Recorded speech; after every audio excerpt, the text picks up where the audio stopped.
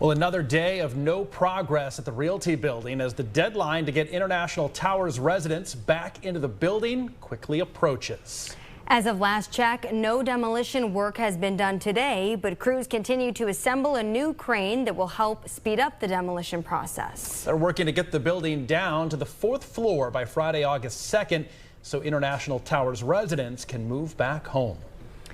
Last night, we told you about the surprising revelation that demolition workers at the Realty Building are allowed to take any items out of the building they want. The bombshell coming in response to weeks of complaints from residents about missing items and a 21 News watchdog report that showed photos of people in construction gear carrying things out of the building. Now, residents who were told it was unsafe for anyone to go in and get their things want answers. Caitlin McCarthy spent the day doing just that. Caitlin.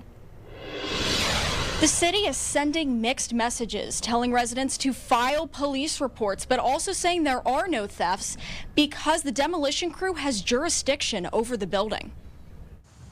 Just hours ago, 2 Realty Tower residents were escorted off the demolition site after demanding the construction workers tell them where they took their items from their apartment and telling police on site no one is helping them.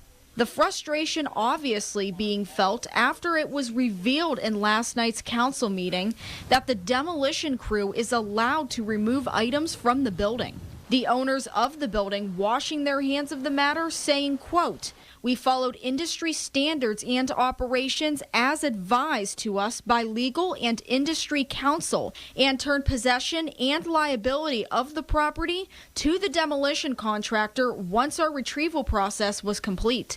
On multiple occasions, residents have been told to file a police report, but one resident emailed 21 News saying he was denied the opportunity to file a report due to an existing master police report.